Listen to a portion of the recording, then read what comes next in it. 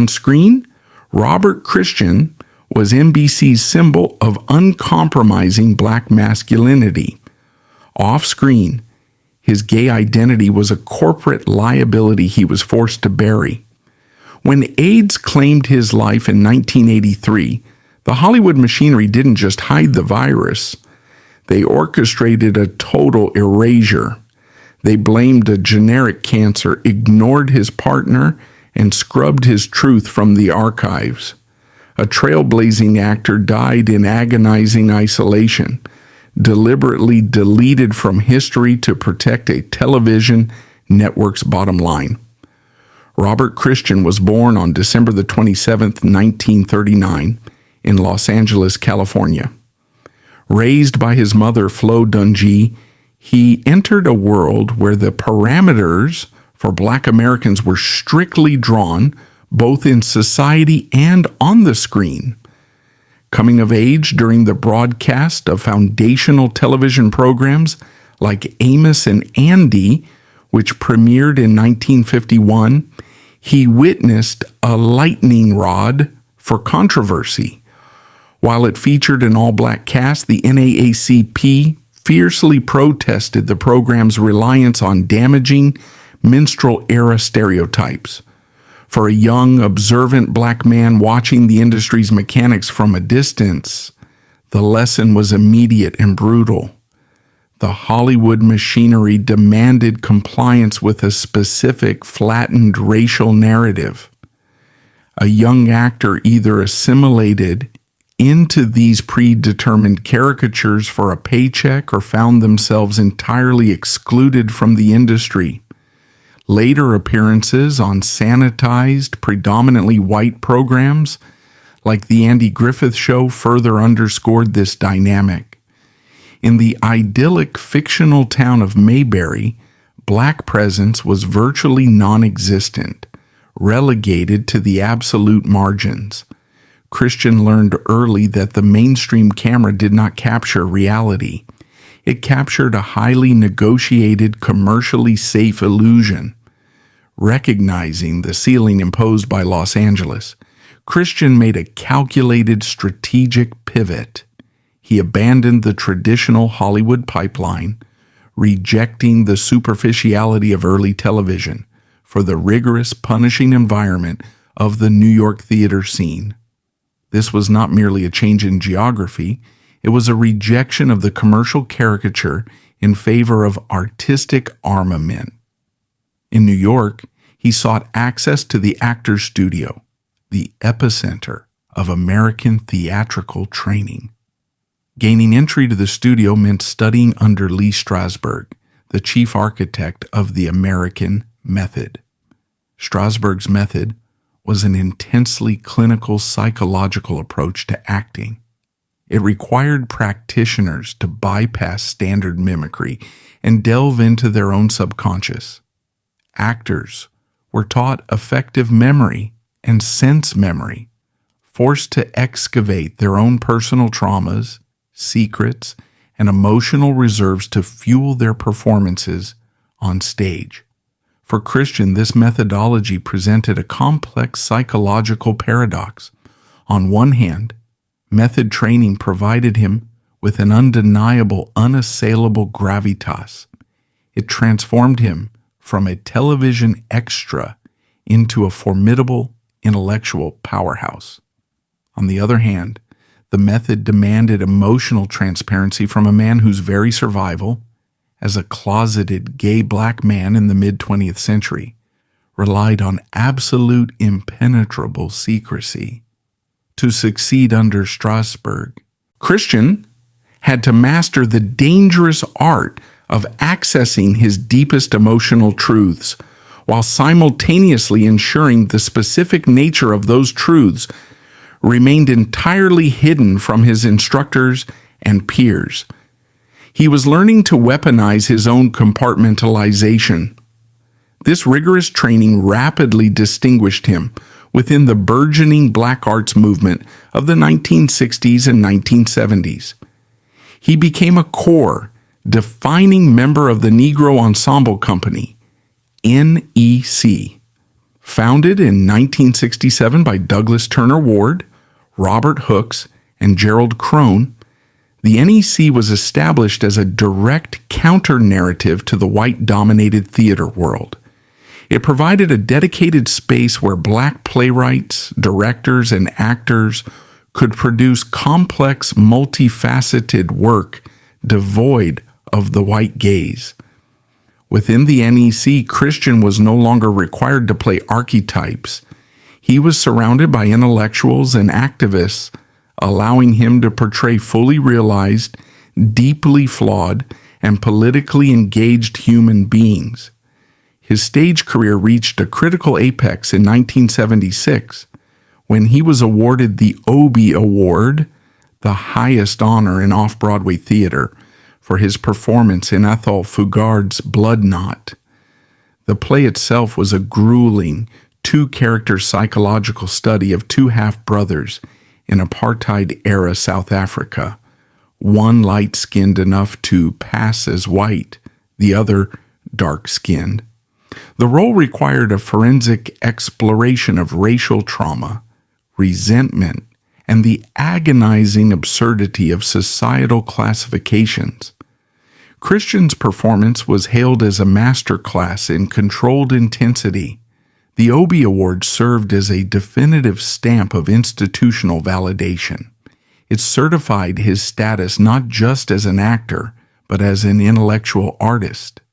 In the context of the era's politics of respectability, this was the ultimate armor. He had constructed an image of absolute serious professionalism that commanded respect from the very critical establishment that routinely marginalized black artists.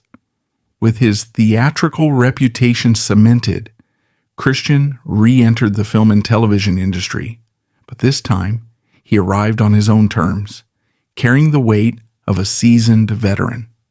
He bypassed the comedic and subservient roles of his youth, securing positions in gritty, realistic dramas. He appeared in Sidney Lumet's intense 1981 police corruption film, Prince of the City, seamlessly integrating into Lumet's hyper-realistic vision of the New York underworld. However, it was his role in Norman Jewison's 1979 legal thriller, And Justice for All, that demonstrated his unparalleled range and audacity. Starring opposite Al Pacino, Christian took on the role of Ralph Agee, a transgender sex worker caught in the grinding gears of a corrupt and indifferent criminal justice system. In 1979, the portrayal of transgender characters in mainstream cinema was almost exclusively relegated to deranged killers, as seen in films like Dressed to Kill or Crude Punchlines. Christian dismantled these expectations entirely. He approached Ralph Agee with the same intense method-driven dignity he applied to his stage work. He portrayed Agee's terror, vulnerability, and humanity without a trace of caricature or camp. The performance was a radical act of empathy. It forced mainstream audiences to confront the humanity of a demographic the legal system routinely destroyed.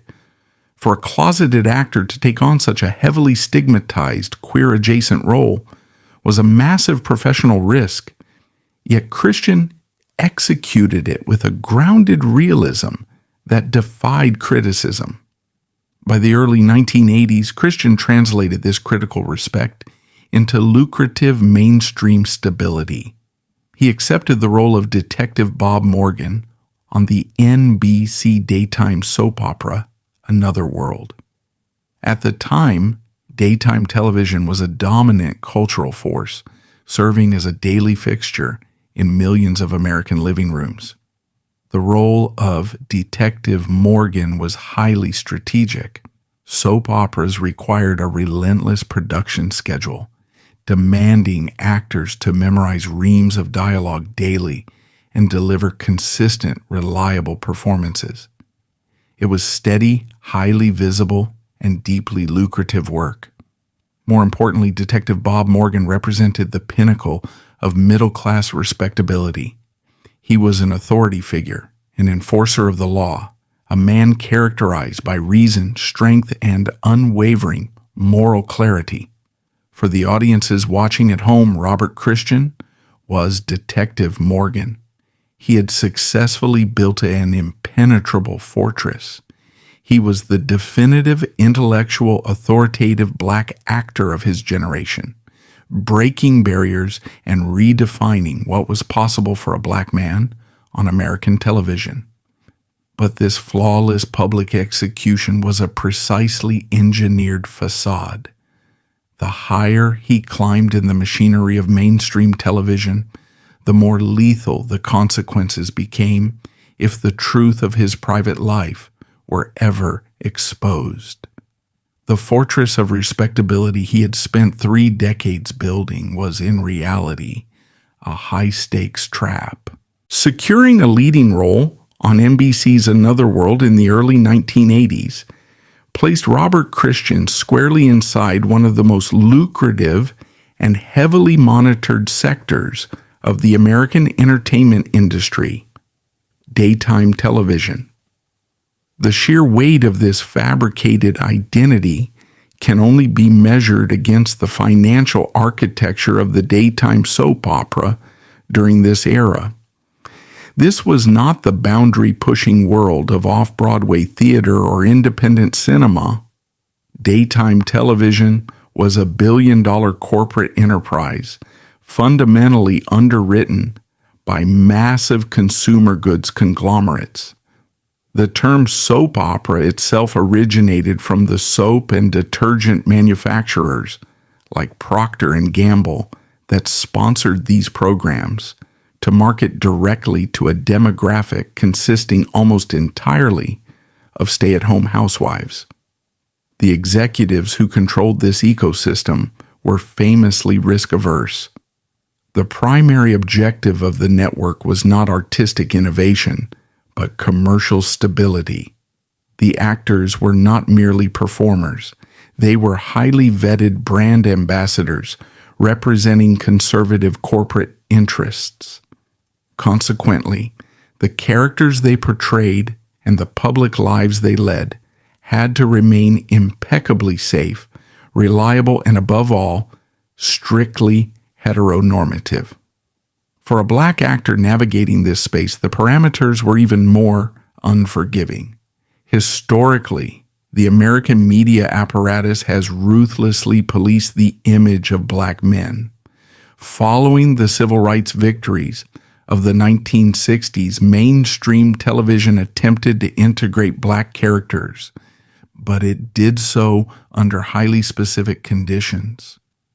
The industry demanded a sanitized, non-threatening presentation of black masculinity, heavily influenced by the template established by Sidney Poitier in the previous decade. A black leading man on daytime television had to be an anchor of moral authority, impeccably dressed, emotionally contained, and firmly entrenched in traditional heterosexual family values.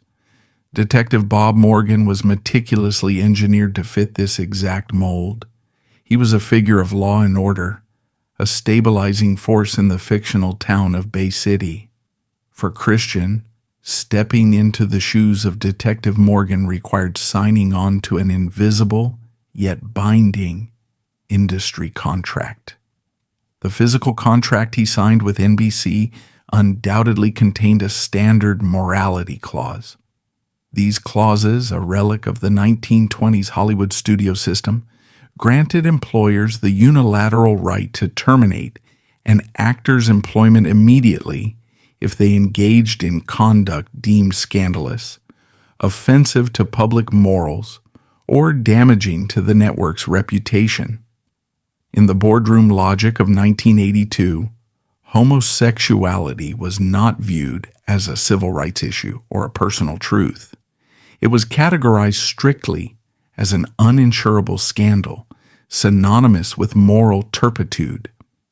This corporate mandate necessitated the construction of a vast defensive public relations apparatus. The straight illusion was not something an actor maintained passively. It was an active daily production orchestrated by publicists, agents, and studio handlers. Industry insiders from that era suggest that maintaining the marketability of an unmarried leading man required constant, subtle interventions. If an actor remained single for too long, questions would inevitably arise in the pages of powerful daytime publications like Soap Opera Digest or Daytime TV. To neutralize any suspicion, the PR machinery deployed an array of deflection tactics. Many close to the daytime television apparatus of the era noted that it was common practice for studios to arrange dates for public events, pairing closeted actors with female co-stars or carefully selected companions for red carpet appearances and network galas. While the specifics of Christian's individual PR strategy remain largely undocumented, a testament to the effectiveness of the system itself, it was widely understood in the inner circles of 1980s.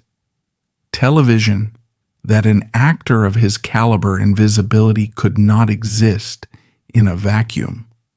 The narrative had to be actively managed. Interviews were strictly controlled, steering personal questions toward safe, heavily rehearsed talking points. His dedication to his craft, his grueling schedule, or his focus on community theater. The goal was to construct a public persona so overwhelmingly dedicated to the work that his lack of a traditional heterosexual domestic life appeared as a sacrifice for his art, rather than a concealment of his identity. This required a profound, exhausting level of daily surveillance. The illusion extended far beyond magazine covers. It permeated the actual workplace. The television set of the early 1980s was a microcosm of broader societal prejudices. Casual homophobia was deeply ingrained in the culture of the crews, the executives, and the writing rooms. To survive his 12 to 14-hour workdays at the NBC studios in Brooklyn, Christian had to constantly police his own behavior. He had to calibrate his voice, his physical mannerisms, and his reactions to ensure they aligned perfectly with the rigid expectations of Detective Morgan. He was forced to participate in, or at least silently endure, the masculine posturing and heteronormative banter that characterized the behind-the-scenes environment. The psychological dissonance of this existence was staggering. Here was a man who had trained under Lee Strasberg to achieve absolute emotional authenticity, forced to deploy those same masterful acting skills to fabricate his own life. The machinery of television paid him handsomely, elevated his status, and gave him the platform he had worked decades to achieve. But the currency he used to buy this success was his own reality. Every script he read, every promotional photo he took, and every fan letter he received was a reinforcement of the contract. His survival in the light depended entirely on his willingness to keep his true self locked in the dark. The studio system did not just purchase his labor, they purchased his public identity, ensuring that the man the audience saw was nothing more than a carefully calibrated phantom, designed to sell soap and maintain the status quo. When the cameras stopped rolling at the NBC studios in Brooklyn, the meticulously constructed persona of Detective Bob Morgan was systematically dismantled. For Robert Christian, the commute back into Manhattan was not merely a physical transit, it was a psychological border crossing. He left behind a highly regulated, corporatized environment of daytime television and entered the clandestine, fiercely guarded ecosystem of late 1970s and early 1980s underground New York. Christian's reality during this era serves as a definitive blueprint for the architecture of the closet as experienced by a high-profile black public figure. It was a life defined by precise logistical planning, coded communication, and an ever-present suffocating paranoia. New York City prior to the onset of the HIV/AIDS epidemic possessed a sprawling, vibrant LGBTQ plus nightlife. However, the heavily publicized, celebrity-studded venues like Studio 54 or The Saint were operational hazards for a man in Christian's position. Visibility was the enemy. While mainstream white actors might occasionally risk an appearance at a high-profile disco under the guise of eccentricity, a black actor banking on a conservative daytime audience possessed zero margin for error. Consequently, Christian and his contemporaries operated within a specialized, invisible tier of the city's social strata. Historical accounts of the era's covert networks indicate that prominent, closeted figures relied on a sophisticated system of invite-only loft parties, unlisted speakeasies, and private residences. The geography of this underground was fluid, shifting rapidly to evade law enforcement, who still routinely raided gay establishments and the prying eyes of the tabloid press. Entry into these spaces was heavily restricted. There were no public guest lists. Access was granted strictly through personal vouching, a system designed to ensure that everyone inside the room had a mutual vested interest in maintaining absolute silence. Within this hidden world, a complex subculture thrived. It possessed its own vernacular social hierarchy and behavioral codes. Industry insiders and veterans of this era suggest that a specialized lexicon was employed to identify fellow community members and safe spaces without alerting outsiders. Casual conversations at industry events or casting offices were often layered with double entendres and specific cultural references, a verbal vetting process used to subtly gauge an individual's alignment before any explicit disclosures were made. For a stage-trained actor like Christian, mastering this coded language was a matter of basic survival, an extension of his daily performance. It was within this heavily insulated environment that Christian could briefly drop the armor of his profession. The underground provided a vital sanctuary where he could experience authentic human connection, free from the racial and sexual policing of mainstream Hollywood. Playwright Bonnie Greer's later recollection of meeting Christian alongside his strikingly handsome boyfriend offers a rare, authenticated glimpse into this reality. It confirms that Christian did not live a life of total isolated celibacy. He actively participated in romantic relationships. He built a chosen family and cultivated an inner circle.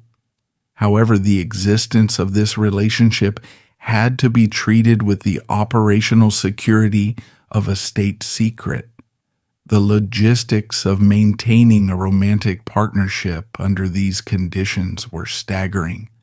The simple act of going to dinner, attending a theater performance, or leaving an apartment together required threat assessment. Tabloid journalism in the late 1970s and early 1980s was becoming increasingly aggressive. Publications like the National Enquirer were discovering the immense financial value of celebrity scandals, and gossip columnists wielded the power to destroy careers overnight. For Christian, the threat was not just the paparazzi. It was anyone holding a camera, any disgruntled crew member, or any opportunistic acquaintance looking for a payout.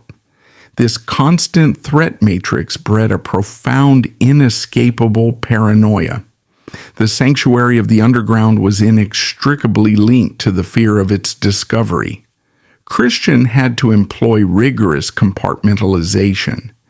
He could not safely merge his professional contacts with his personal circle. He could not list his partner as an emergency contact, acknowledge him at award ceremonies, or be seen showing any public affection. The very people who brought him joy in the shadows were the same people whose proximity could detonate his career in the light. Furthermore, the paranoia was internal as well as external. The underground, while a refuge, was not immune to exploitation. The power dynamics of Hollywood often bled into the clandestine nightlife. A recognized television star possessed immense social capital within the community, but that same status made him a target for extortion. Trust became an incredibly scarce commodity. How could a public figure differentiate between a genuine connection and someone looking to leverage a secret for personal gain? The vetting process for bringing a new individual into his inner circle had to be ruthless. The psychological friction of this dual existence was relentless. Christian was navigating an agonizing paradox. The underground was the only place he felt a sense of true autonomy and community, yet it was also the source of his greatest vulnerability. The television studio provided him with wealth, prestige, and a platform for his immense talent. Yet it functioned as a psychological prison. He was trapped between a public lie that sustained him financially and a private truth that sustained him emotionally. The effort required to keep these two tectonic plates from colliding dictated every choice he made, turning his off-screen life into a masterclass in evasion. This hypervigilance, while necessary for his survival, demanded a massive emotional toll, slowly draining his reserves just as a new, unprecedented threat began to silently circulate through the very community he called his sanctuary.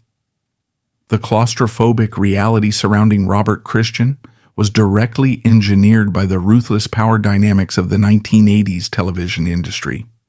This was an era predating the fragmentation of the internet or the autonomy of social media. The three major broadcast networks, NBC, CBS, and ABC, functioned as an oligopoly, maintaining absolute unilateral control over the distribution of American culture. For an actor, the network was the ultimate arbiter of professional life and death. The relationship between talent and executive was entirely asymmetrical, built on a foundation of leverage, surveillance, and the weaponization of personal secrets. In the corporate architecture of daytime television, actors were highly visible but structurally powerless. Contracts were typically negotiated in grueling cycles, sometimes demanding renewals every 13 to 26 weeks. This rapid turnover cycle was a mechanism of control, keeping actors in a state of perpetual job insecurity. For a marginalized actor harboring a secret that directly violated standard morality clauses, every contract negotiation was a high-wire act over an abyss. Industry analysts and veterans of the early 1980s studio system point to a phenomenon known as the whisper currency. In the executive suites of Burbank and Manhattan, rumors regarding an actor's sexuality were rarely used for immediate termination. Outright firing an established leading man was expensive, disruptive to the narrative, and risked alienating the core audience. Instead, these secrets were quietly cataloged and utilized as leverage. If a network executive or a powerful casting director possessed credible intelligence regarding an actor's underground life, they effectively owned that actor. This leverage was routinely deployed to suppress salary demands, deny requests for creative input, or force actors into grueling promotional schedules without additional compensation. An actor in Christian's position had zero negotiating power. To demand equitable pay or better working conditions was to invite a subtle, unspoken threat. We know who you are, and we can make you disappear. The socio-political climate of the early 1980s drastically amplified this corporate hostility. The dawn of the Reagan era ushered in a massive resurgence of social conservatism, spearheaded by powerful lobbying groups like the Moral Majority. These organizations wielded immense influence over the consumer brands that sponsored daytime television. The threat of a conservative boycott was the ultimate terror for network executives. Procter & Gamble, Johnson & Johnson, and other major advertisers demanded content that strictly adhered to traditional family values. Consequently, the networks instituted a regime of intense internal policing. They were not merely producing entertainment, they were managing corporate risk. For Christian, this environment created an intersectional trap with no viable exit. As a black actor, he was already subjected to a systemic devaluation of his labor. The industry historically paid black talent significantly less than their white counterparts and offered them fewer avenues for career resurrection if they stumbled. If a prominent white actor of the era was caught in a minor scandal, the public relations machinery might occasionally engineer a redemption narrative, a stint in a discreet rehabilitation facility, a public apology, and a gradual return to the screen. For a black actor, no such safety net existed. The racialized double standards of the era dictated that any moral failing or deviation from the heteronormative script would not be treated as a personal misstep, but as a definitive, unrecoverable disgrace. Furthermore, the media landscape of the time was deeply complicit in enforcing the network's will. The relationship between the studios and the entertainment press, trade publications, tabloid magazines, and syndicated gossip columnists was symbiotic. The press relied on the studios for access, exclusive interviews, and advertising revenue. In return, they largely adhered to the boundaries set by studio publicists. Many close to the inner workings of 1980s, Hollywood understood that the press rarely outed a powerful public figure unless the network had already decided to discard them. The press functioned as the executioner, but the network handed down the sentence. This meant that Christian was not simply hiding from the paparazzi. He was actively managing an ongoing hostage situation with his own employers. He had to remain flawlessly compliant, impeccably professional, and undeniably profitable. Any sign of fatigue, any slip in his public armor, or any act of defiance could trigger the release of the whisper currency to the waiting tabloids. The psychological endurance required to survive under this systemic grip is difficult to overstate. Every day on the set of Another World, Christian was surrounded by executives, producers, and colleagues who either did not know his truth or, worse, suspected it and held it over him in silent judgment. He was operating in a workplace where his very existence as a gay man was classified as a terminable offense and a corporate liability. The authority and power he projected on screen as Detective Morgan was an agonizingly stark contrast to his reality behind the camera, where he was entirely subjugated by a corporate apparatus that viewed him not as a human being, but as a high-risk commodity. This unrelenting pressure cooker fundamentally altered the trajectory of his life. The constant suppression of his identity, combined with the crushing weight of racial and professional expectations, created a psychological burden that required an outlet. The system demanded perfection in the light, forcing a retreat into the shadows where a new, invisible, and terrifyingly lethal variable was quietly beginning to rewrite the rules of survival for the entire underground community. The human body is not designed to sustain a state of perpetual high-alert surveillance. For Robert Christian, the architectural demands of the closet, the constant monitoring of his tone, his associates, and his environment necessitated a severe psychological and somatic toll. Medical sociologists refer to this phenomenon as weathering. The physiological deterioration caused by chronic exposure to systemic stress, racial prejudice, and social marginalization. Christian was not merely working a demanding job, he was acting every waking hour of his life. The cognitive dissonance required to embody the paragon of heteronormative authority on another world, while existing as a marginalized gay man in a hostile society, inevitably sought an outlet. The pressure demanded an anesthesia. The coping mechanisms utilized during this era were deeply embedded within the broader ecosystem of the late 1970s and early 1980s New York entertainment underground. Industry insiders and historical accounts of this period suggest that substance use was not predominantly viewed as recreational indulgence, but rather as a necessary functional anesthetic. Many navigating the extreme pressures of the closeted Hollywood machinery relied on chemical intervention to bridge the gap between their public falsehoods and their private realities. The nightlife scene, which served as Christian's sole refuge, was heavily fueled by this escapism.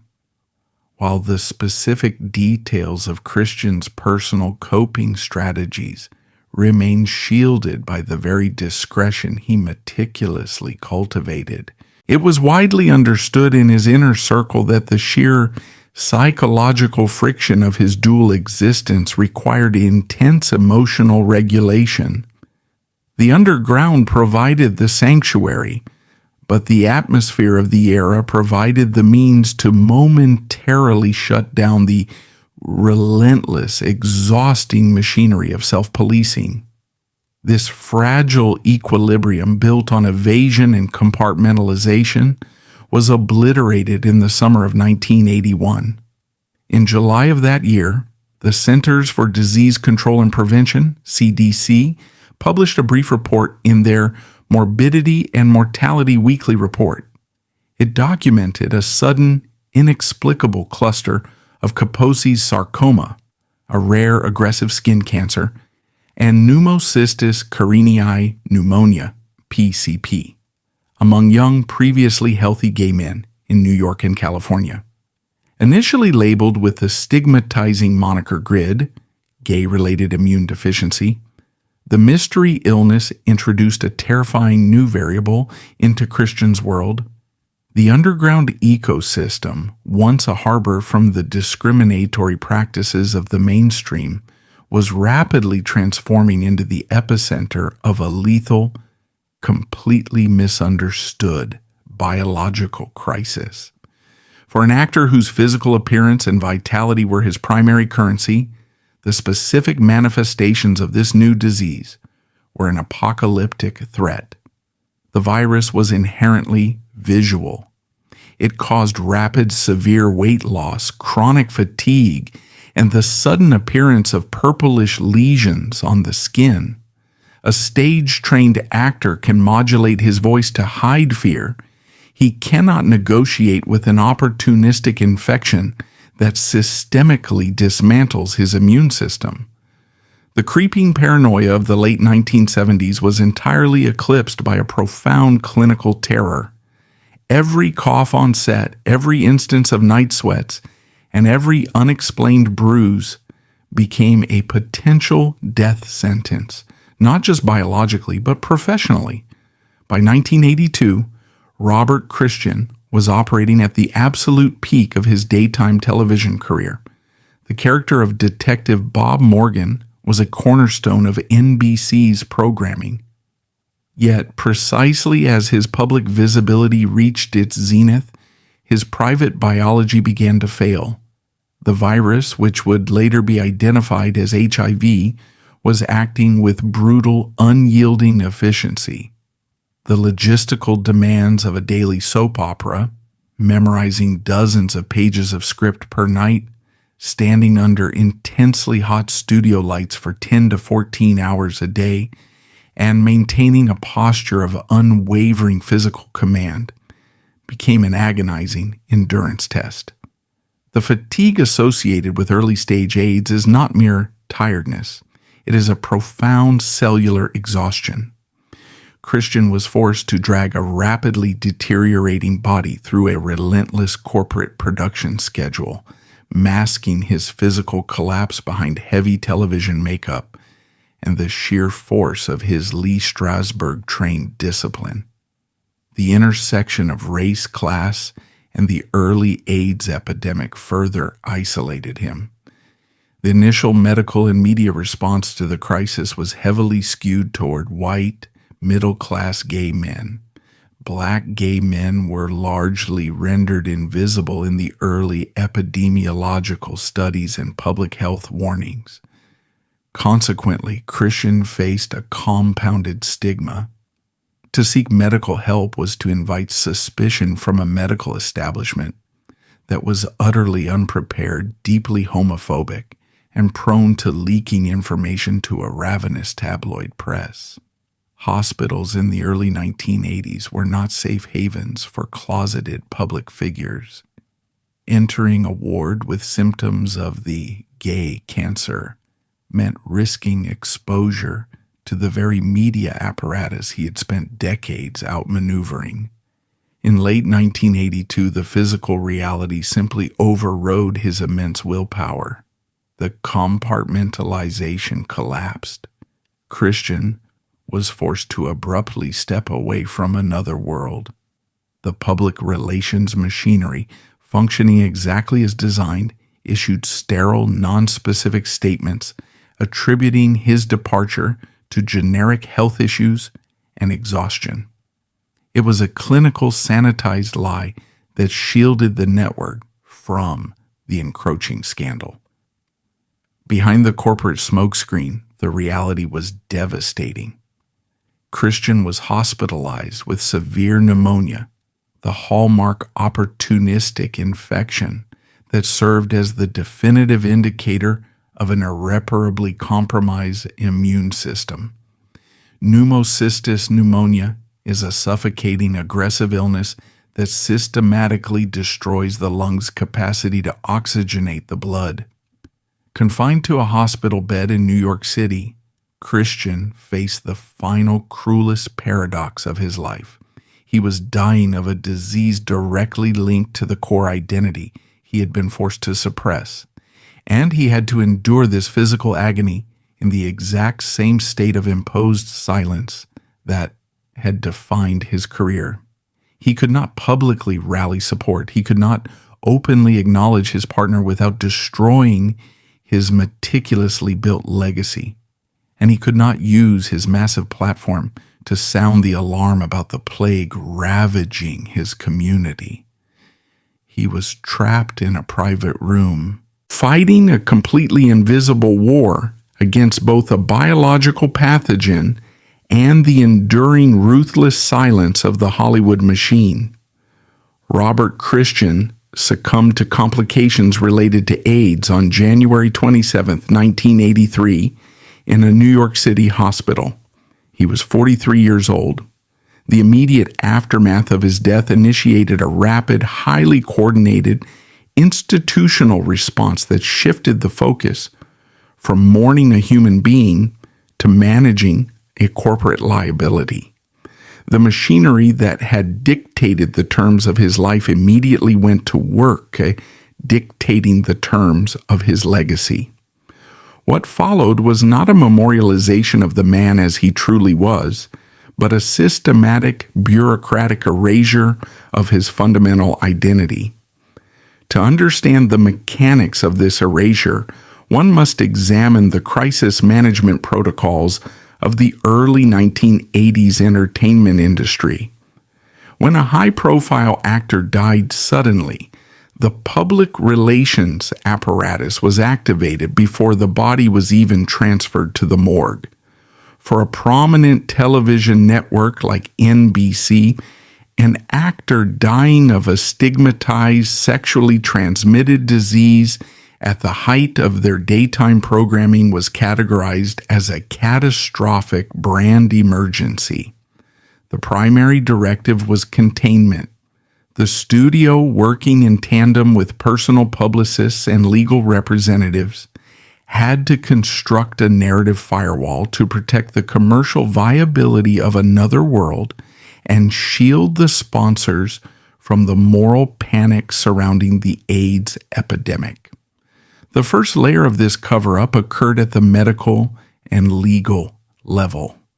During the early years of the crisis, the manipulation of death certificates was a widespread, documented phenomenon. Many close to the medical establishment of the era noted that attending physicians, often acting out of a misguided sense of sympathy for the family or under direct pressure from legal estates, frequently omitted primary AIDS indicators from official records. Opportunistic infections like pneumocystis carinii pneumonia or Kaposi's sarcoma were routinely scrubbed. Instead, causes of death were recorded using broad, legally ambiguous terms such as cardiac arrest, respiratory failure, or most commonly, generic cancer. This was not merely about avoiding public embarrassment. It was deeply tied to financial logistics. Life insurance policies, estate settlements, and residual payouts could be jeopardized if a death was officially linked to a disease heavily associated with illicit or immoral behavior. By ensuring Christian's medical paperwork was sanitized, the PR team laid the legal groundwork for the public lie. The second and most visible layer of the cover-up was executed through the media. On January 29, 1983, the New York Times published Christian's official obituary. The Times served as the newspaper of record, and its obituaries were the definitive historical stamp on a public figure's life. The article detailed his impressive theatrical background, his Obie Award, and his prominent role on Another World. However, the final sentence delivered the decisive, engineered falsehood. It stated simply that he had died of cancer. This singular word functioned as an impenetrable shield. In the cultural lexicon of 1983, cancer was a tragic, yet socially acceptable tragedy. It evoked universal sympathy without prompting invasive questions about the deceased's personal life, sexual orientation, or the specific mechanics of their demise. The obituary also adhered strictly to the heteronormative script regarding his survivors. It listed his mother, Flo Dungy, and extended family, entirely omitting any mention of a long-term partner or the chosen family he had cultivated within the underground LGBTQ+ community. His actual life was surgically excised from the historical record, replaced by a sterile, authorized biography that preserved his respectability at the absolute cost of his truth. The complicity of the press in this process was structural. Entertainment journalists and obituary writers of the era rarely challenged the official statements provided by a studio's publicity department unless presented with overwhelming, undeniable evidence of a scandal. The unwritten rule of the glass closet extended into death. Even if reporters operating within the New York theater scene or the television industry harbored suspicions or possessed off-the-record knowledge regarding Christian's sexuality and the true nature of his illness, they adhered to the institutional silence. To break that silence posthumously would have been viewed not as journalistic integrity, but as a malicious desecration of a dead man's reputation. Thus, the media functioned as the willing enforcer of Hollywood's final lie.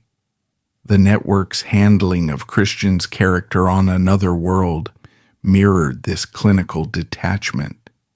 Detective Bob Morgan was quietly phased out of the narrative architecture of Bay City. There was no grand on-screen tribute that might draw undue attention to the actor's real-life fate. The imperative was continuity.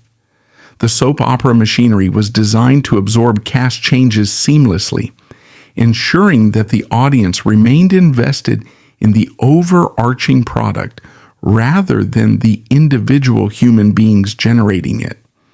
Christian had given the network some of his finest, most disciplined work, but upon his death he was treated as a malfunctioning component that had been quietly replaced on the assembly line.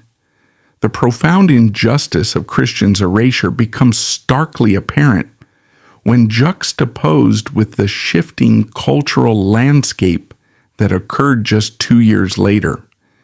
In July 1985, the world learned that Rock Hudson, one of the most bankable, universally recognized, and quintessentially masculine leading men in Hollywood history, was dying of AIDS. When Hudson succumbed to the disease in October of that year, the media coverage was a global phenomenon. His death shattered the illusion that AIDS was confined exclusively to marginalized, invisible communities. Because Hudson was white, wealthy, and universally beloved by mainstream conservative America, his diagnosis was treated as a monumental tragedy that demanded immediate medical and political mobilization. He became the acceptable face of the epidemic, the catalyst that finally forced the Reagan administration to publicly acknowledge the crisis. Robert Christian, dying of the exact same disease in the exact same industry just 24 months prior, was afforded no such historical weight. The discrepancy reveals a brutal intersection of racial and sexual hierarchy.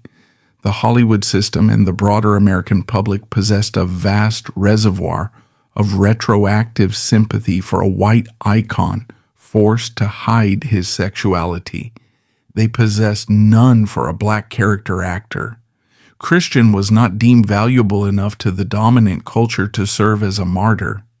His death was classified as a mess to be cleaned up, a stain to be bleached from the pristine fabric of daytime television. By labeling his death as generic cancer and wiping his queer identity from the public record, the industry committed a final permanent act of violence against him. They ensured that his legacy would be fundamentally incomplete. For decades, the true narrative of his immense courage, navigating the highest echelons of a racist industry while carrying the burden of a deeply stigmatized identity during a lethal epidemic, was buried under a PR-generated fiction. Robert Christian became one of the first, but certainly not the last, high-profile victims of an industry that preferred a sanitized ghost to a complex, authentic, and tragically human reality. The corporate sanitization of Robert Christian's death was thorough, but it was not absolute. While the mainstream press and the Hollywood public relations machinery successfully engineered a sterile, acceptable narrative for the general public, the truth remained firmly anchored within the community that actually knew him. The silence imposed by network television was decisively broken, not by an investigative journalist, but by a furious activist operating entirely outside the studio system's control. In March 1983, just weeks after Christian's death, playwright and AIDS activist Larry Kramer published a blistering landmark essay in the New York Native titled 1112 and Counting.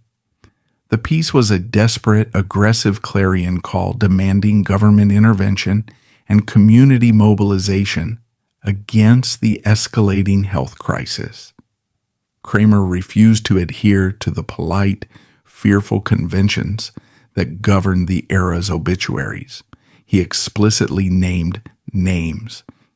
Within the text, Kramer listed Robert Christian among the dead, tearing away the fabricated veil of cancer and placing the actor's true cause of death squarely on the historical record. By naming Christian, Kramer reclaimed the actor's identity from the NBC executives who sought to erase it. He transformed Christian's private tragedy into a public political indictment of systemic apathy. For the colleagues who worked alongside him, the truth of his passing functioned as a brutal awakening. Cast members of Another World, including Petronia Paley, were abruptly confronted with the lethal reality of the epidemic. Christian's sudden absence dismantled the illusion that the disease was a distant, abstract problem. It had breached the heavily guarded walls of daytime television. His death served as a stark, terrifying baseline for the Black artistic community, signaling the arrival of a crisis that would systematically decimate a generation of talent. Evaluating Robert Christian's legacy requires looking past the tragedy of his final days to acknowledge the monumental weight of his artistic contributions. He was a foundational architect of a new paradigm for Black actors. Through his rigorous application of method acting, he actively dismantled the subservient and comedic caricatures that Hollywood had relied upon for decades.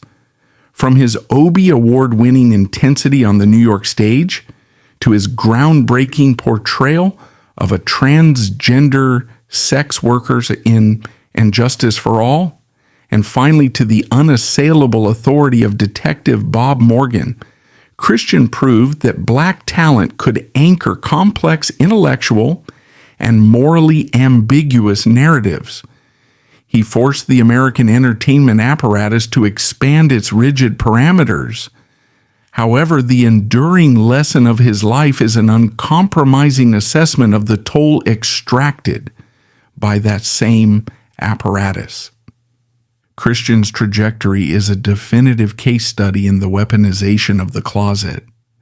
The American broadcasting system of the late 20th century operated under a ruthless binary: conform to a strictly heteronormative standard or forfeit your livelihood. Christian chose survival. He utilized his immense acting capabilities to construct a flawless, impenetrable public facade. But this straight script was not merely a professional requirement. It was an active psychological siege. The industry commodified his dignity while entirely outlawing his humanity. He was allowed to be an icon, but he was strictly forbidden from being a man.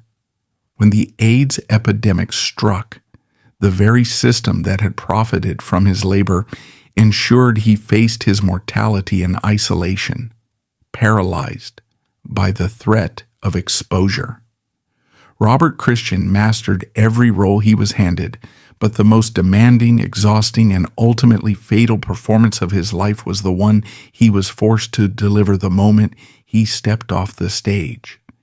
He paid the ultimate price for Hollywood's hypocritical illusion, leaving behind an undeniably brilliant body of work, and a permanent damning record of the era's cruelty.